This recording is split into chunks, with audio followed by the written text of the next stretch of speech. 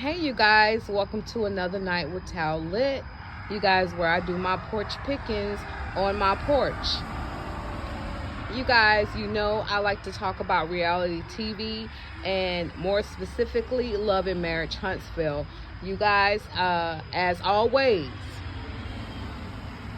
I'm going to do my commentary on my porch, but if a car passes by and it's too noisy, I'm going to stop and then I'm going to resume after the car passes. Thank you so much. You guys come in, go ahead and hit the like button,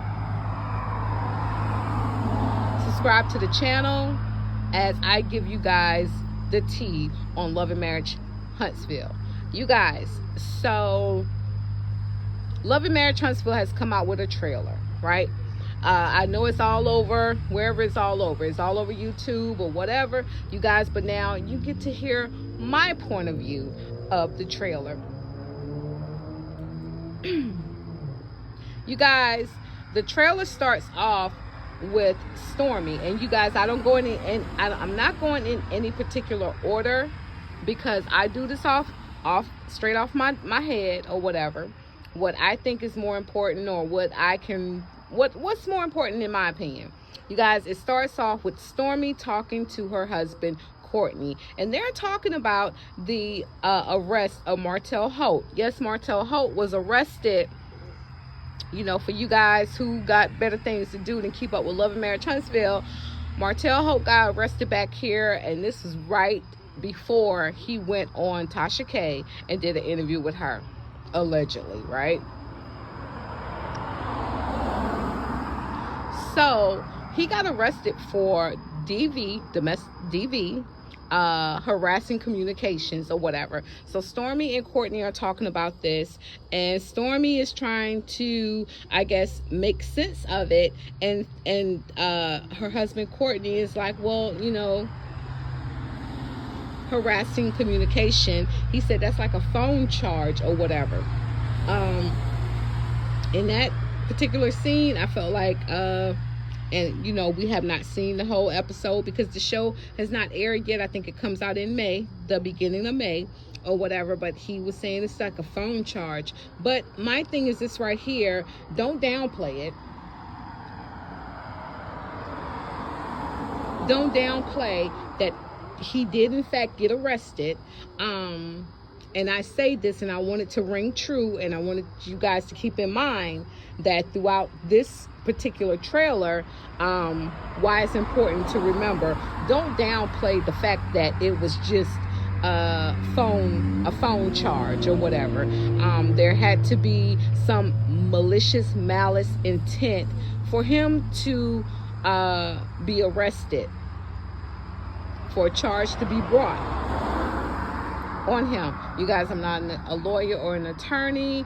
I don't pretend to be one. I'm just telling you what it is, because my thing is this right here. A lot of people do a lot of things through the phone lines, through, you know, text messaging, Snapchat, and whatever other means of communicating with other people, and it's malicious, and a lot may not be brought to up on charges, but it does happen, right? So yeah, so they're talking about Martell being arrested or whatever. Like, this is the cast.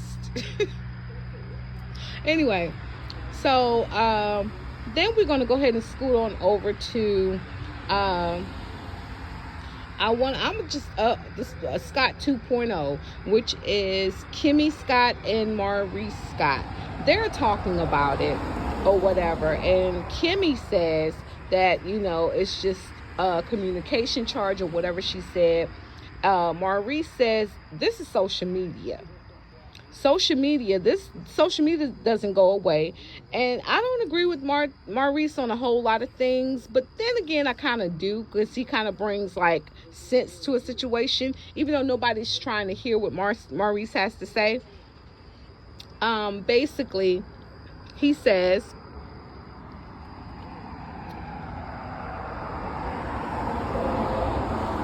that the fact that all of this stuff is on social media does not go away, and he has kids, and the kids are going to one day see this stuff or whatever, right? I totally agree with Maurice on that. Kimmy, in my opinion, from what I can remember and what I saw, she tried to downplay it because it was against Marty Marr, a good guy, right? Then we see Marceau and Letitia. And Marceau is kind of just up in the uproar a little bit about this. And Letitia, once again,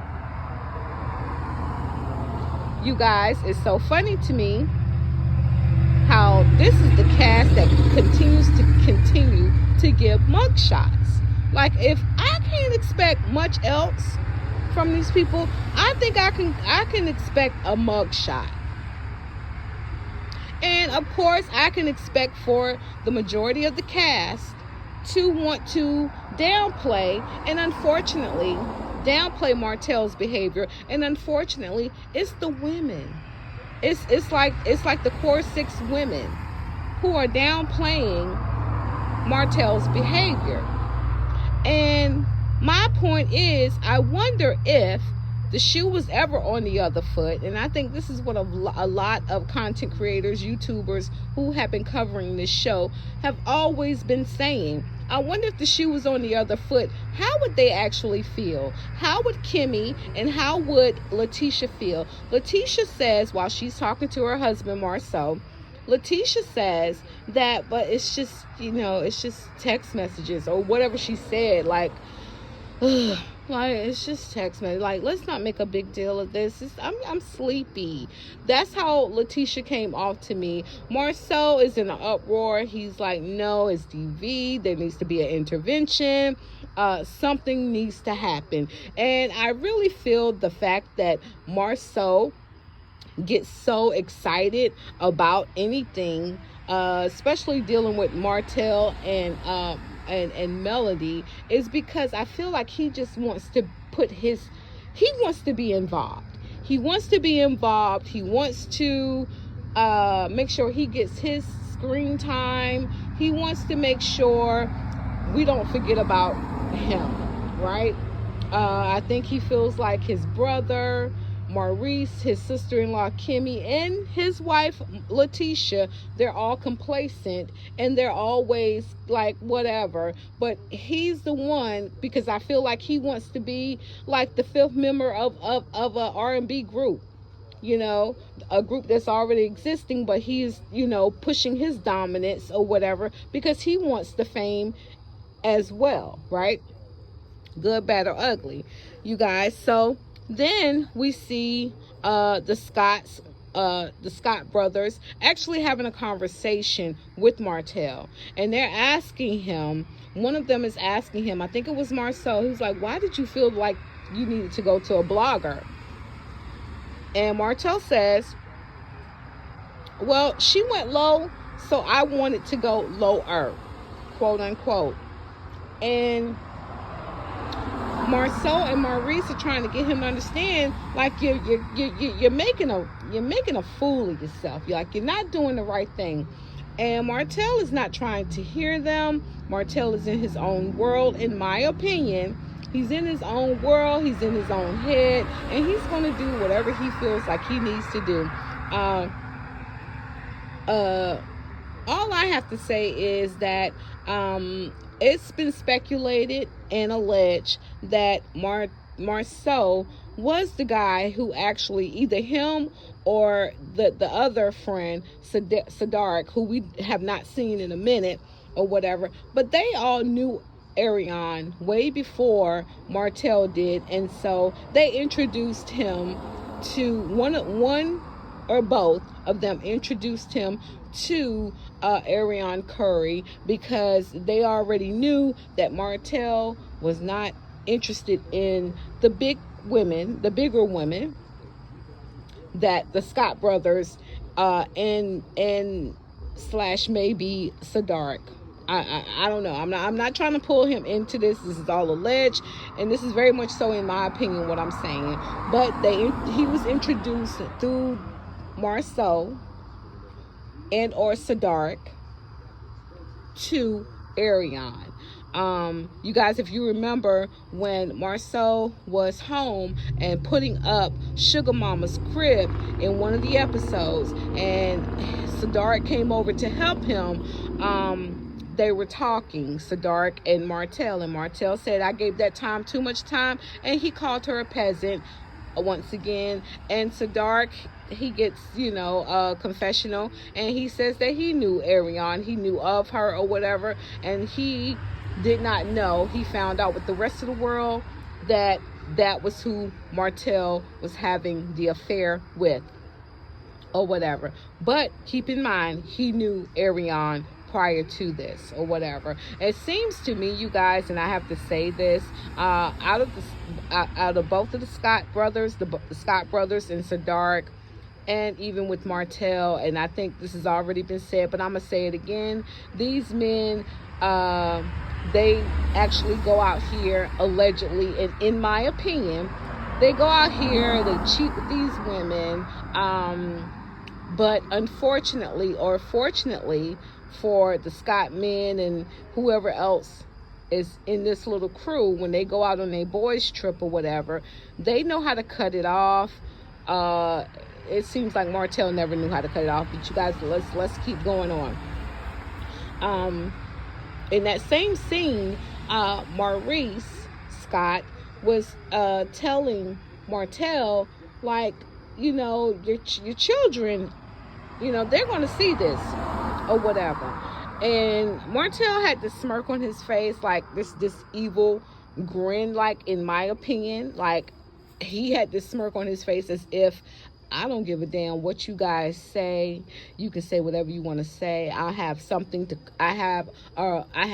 say right behind you guys, and I'm gonna still do what I feel I need to do.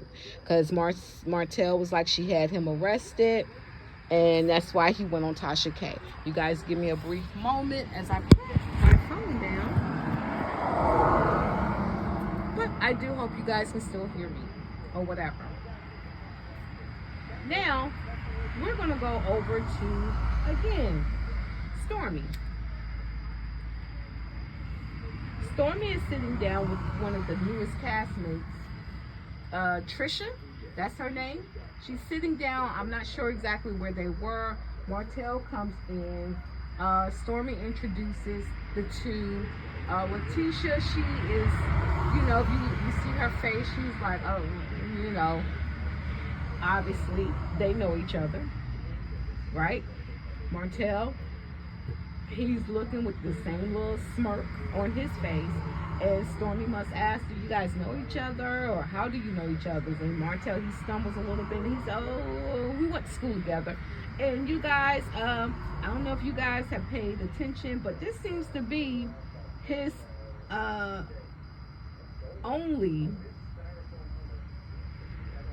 it seems to be his reason for all these women that have come on the show. Now he's went to school with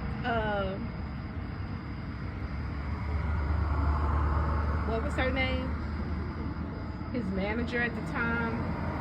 It'll come back to you guys. Monica. He went to school with her. Kind of found out that they slept together. He went to school with Destiny. They call each other siblings, sister and brother. And now we have Trisha, and he also went to school with her. Now, I don't know if Huntsville, Alabama, if this is a real big high school in Huntsville or whatever. I've been through Huntsville. I've never been there for a stay or whatever. But this seems like this is a really big place or either a really small place, because Martel seems to know all the women that are coming on this show. I mean, he knew Courtney. Courtney is Stormy's husband, and they were friends. So I don't know. It just seems a whole lot. And then you guys, Trish seems like she's a little perturbed while being in Martel's company or whatever. You guys, we're going to go ahead and skip right on over to the bowling alley scene. When the guys were at the bowling alley scene, and they must have been talking about the relationship or whatever between Martell and Trisha, right? And because the season has not premiered yet. We have not started seeing all of this. This is what it just seemed like to me. It seemed like they were talking about Martell and Trisha's relationship. And Martell, he gets up and he says, I didn't smash either, quote, unquote. Hell no, quote. I don't remember her. And then we see that Ken, he says something, or before Martell said whatever he said it kind of makes it seem like you guys knew each other, or y'all guys had relations, or whatever Ken said, right? He said something like that. And after Martell said what he said, it looks like Courtney gets up and he kind of tells Martell, you need to keep your little Peter in your pants, because that's where the problem coming in. All right? Okay. All right, so you guys, we're going to go ahead and we're going to skip on over to Melody and Marcel's little interaction that they had. Looked like they were at a little coffee shop or something. And they kind of get into a little banter about Martell, and Marcel throws up in her face. And a side note, you guys, you know the mask from Scream? Do y'all know that mask? That black hooded with the white face and the long mouth, long jaw mask from Scream? You guys, this is exactly what Marcel looked like to me. And that's just in my opinion. Y'all ain't got to agree. That's just what I saw. When he started smiling because he felt like he got a rise out of Mel when they were going back and forth. When Mel was telling him, you going to put online Free Martell, LOL, or whatever. And she said, you did that. She said, shame on you. You did that. And it was a DV case or whatever. And Marcel was like, yeah, I did it. He was like, but you married him. And she said, yeah, and that's your friend. And he was like, but you married him and you had 3 kids, knowing full well they have 4 kids together. And Mel said, fuck you, or whatever. She said, free fucking Letitia, or whatever. And she told him, I should kick your ass for even saying something like that, or whatever. You guys, I'm just paraphrasing. I wasn't there, and the whole episode has not been rendered yet. So, you guys, that's just what I saw. And I was like, wow. And then we see that smiley face, that Scream mask. The only thing Marcel was missing in that particular scene was the black hoodie.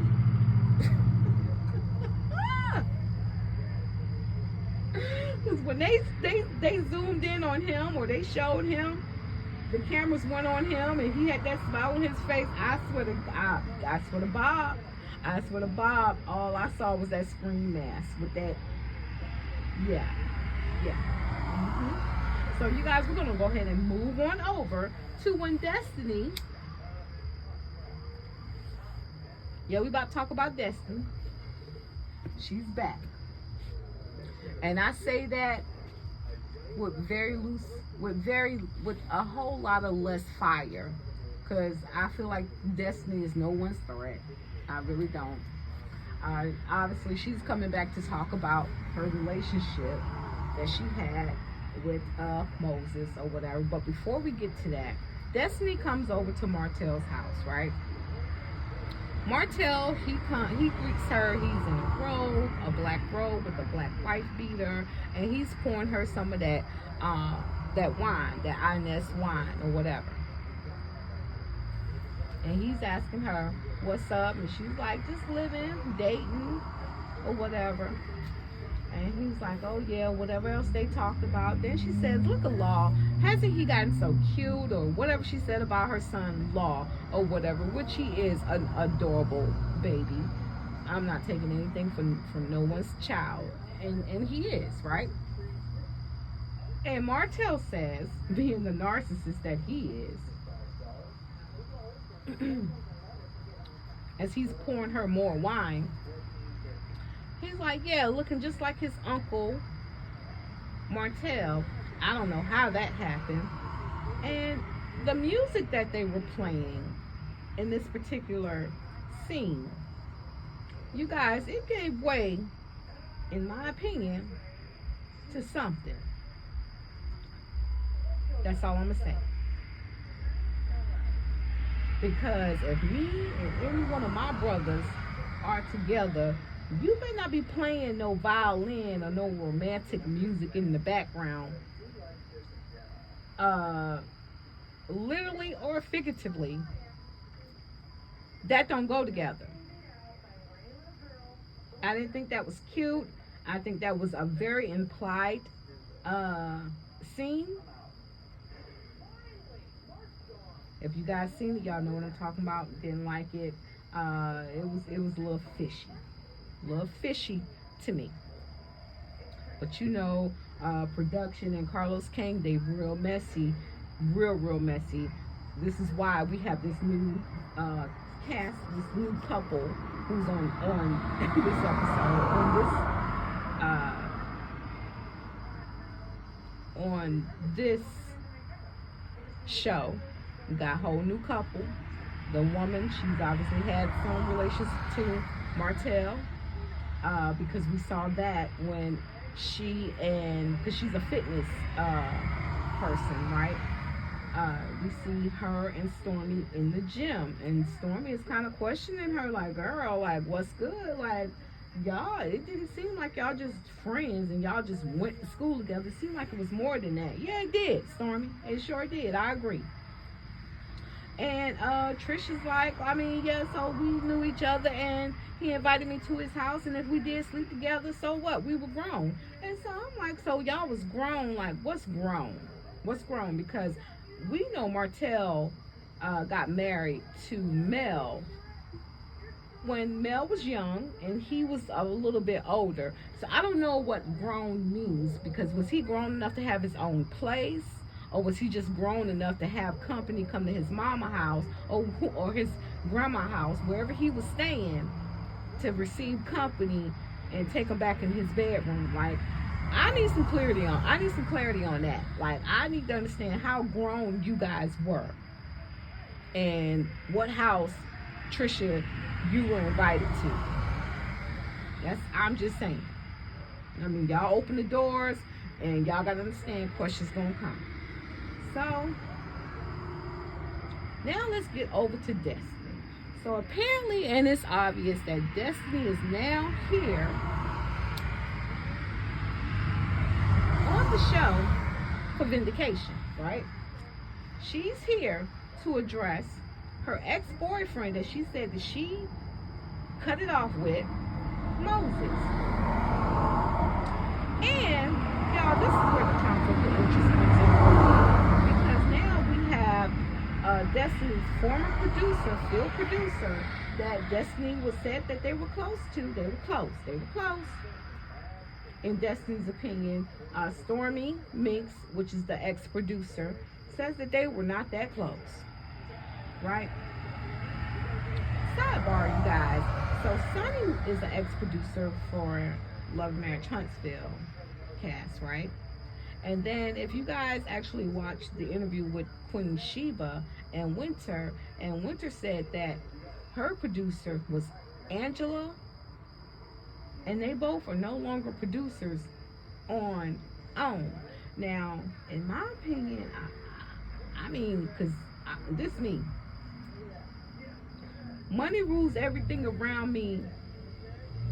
Dollar bill, y'all. So if the cast ain't getting paid nothing but pennies on the dollar, what the producers getting paid? Because they kind of dropping off like flies. But anyway, that's another story for another damn day. So yeah, so we're gonna get to Stormy and Letitia. They have a one-on-one. They're talking, and my thing is, why y'all got? My first thing was, why y'all got the same hairstyle? Why are y'all in the scene with the same thing on hairstyle? Like, I know one person is not, but why? Why? And they're talking about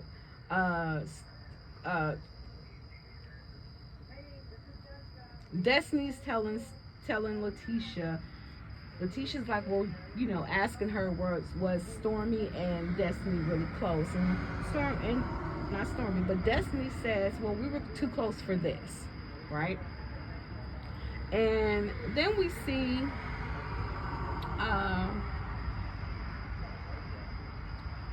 see Destiny having a full-fledged conversation with Moses. They look like they went out to eat someplace. They had some little restaurant, and Destiny's going off on him, saying, "You guys, you know, you played with me. You love bombed me. You did all this to me. We even talked about naming our first child, naming our child after my son." And he said, "My business name." Because they were talking about his business. She was talking about his business. He said, "My business name is Justice." And she was like, "Yeah, that's the name that we were going to name our child together." Now, I don't know how soon Destiny really got with Moses after LeBaric, but she said she known him for 15 years. And Destiny and LeBaric, they did get married, and they did have a son. His name is Law.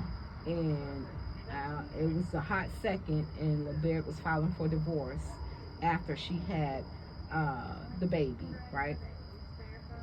We still don't know what the hell that was all about. We still don't know, because Destiny said she was under a gag order where she couldn't talk about it, and LeBaric hasn't really said anything about it, so we don't know. So we saw that interaction with Destiny and Moses. We see an interaction with I think Destiny and Stormy Minks, and they're going back and forth. That it was, you know, it ended with Stormy Minks saying, "I was never the side piece. I'm his wife." Like, boom, checkmate. Like, girl, don't play with me. And Destiny, her eyes get real big, like that cat in that cartoon that's stuck in the clock, right? Okay, and then I want to bring up, you guys, Melody's actually having dinner with the Fletchers, and I think Nell brings up the fact that about Destiny and her old producer, and how they were in a love triangle or whatever. And they asked Mel, how did she feel about that? And Mel said, she said, "I don't give a damn. I don't give a F. I don't care." Mel said she didn't care anything about that. She did not give a damn. And I'm like, okay. And why would she? Because they ain't got nothing to do with her. And you guys, I didn't watch the whole Carlos King press tour that he did, and the Millimeters came because Mel was going to be there, and he actually brought Moses and Sonny Mix out on the stage, and he said that Sonny Mix took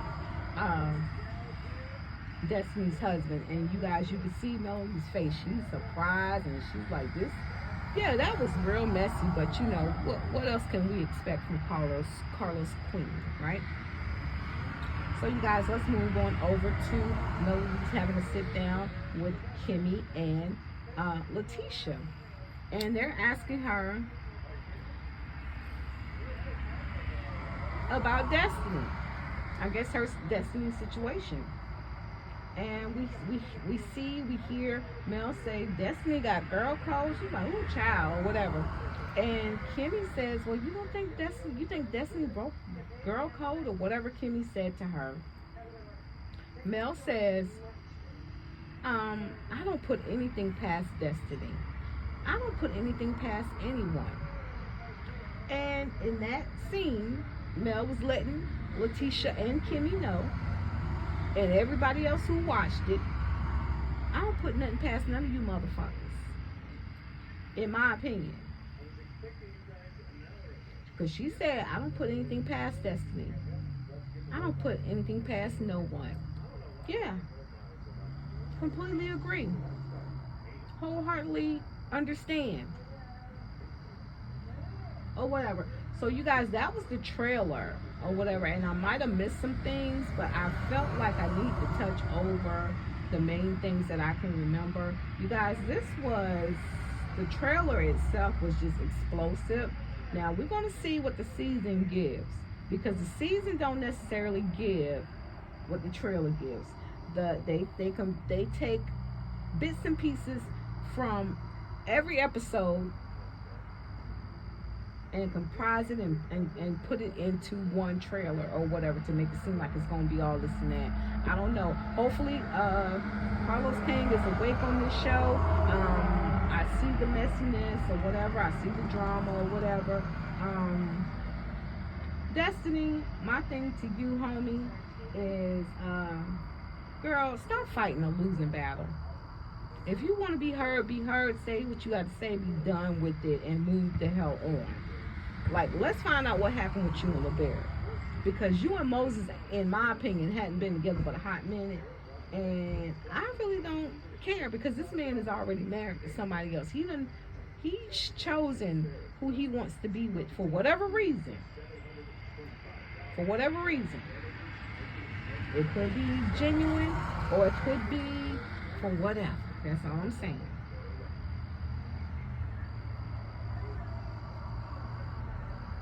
Oh, and before I forget, let's talk about Letitia and Linnell. Letitia and Linnell, we see a scene with them where Letitia is upset because something that came out on social media that I think, no, I'm gonna respect her. Her name is Nell. Nell's saying that she was mentoring. She's Letitia's mentor or whatever. Letitia didn't like that. So I guess that's going to be her storyline, because we see her and Kimmy trying to hop around, and Stormy trying to hop around and be in everybody else's business, but not really talking about their business, right? Okay. So they're someplace. We see Mel in the background enjoying the vibes and just, having a good time. And Letitia says Lou Nell, and Nell says Nell. She said Lou Nell. She said Nell. She said, you being messy. No, she said, you're doing too much. Nell said, I can. And Letitia said, I can too. And I think Letitia might have tried to pull Linnell off to the side. Y'all been on one. I don't know if y'all want to mess with Linnell. It looked to me that Letitia was trying to grab her hand and calm her down and have a conversation. And Linnell was, snatching her hand back, and she was like, don't do that. And she's like, no, don't you do that. We see Melody walking up as to make sure things don't go too left, right? And that's the end of that scene or whatever. Also, you guys, I also want to bring up the fact that we see Martell talking to Chris Fletcher, calling his wife Nell a side piece, and Chris Fletcher is no. And Chris Fletcher seemed like he had a little bit of bass in his voice this time, talking to Martell or whatever. And yeah, like he's checking Martell, like nah, dude, or whatever. And then we see a scene with Mel and Nell, Melody and Nell, and Nell is explaining Nell is explaining to Melody that Chris was married when they were together. She did not know he was married, but when she found out, she ended it. And so Mel was like, ooh, do you think that's a trait of Chris? And Nell told her, well, Chris is going to have to address that. And you guys, that was pretty much a wrap in the end of this trailer. You guys, this trailer was good to me. I honestly want to give it like a 9.2, right? And I give it that, and that's real close to a 10. I only give it that because I just want to see if this is any indication of what this season is truly going to be, like every episode is going to be giving. I would have given it a 10, but because I have not seen it and it has not been aired, I can only give it a 9.2. So you guys, like I said, y'all subscribe to my channel. I'm going to keep coming back with more and more content, especially on Love and Marriage. Huntsville or whatever. You guys, I love you guys. Y'all have a wonderful night. Peace out.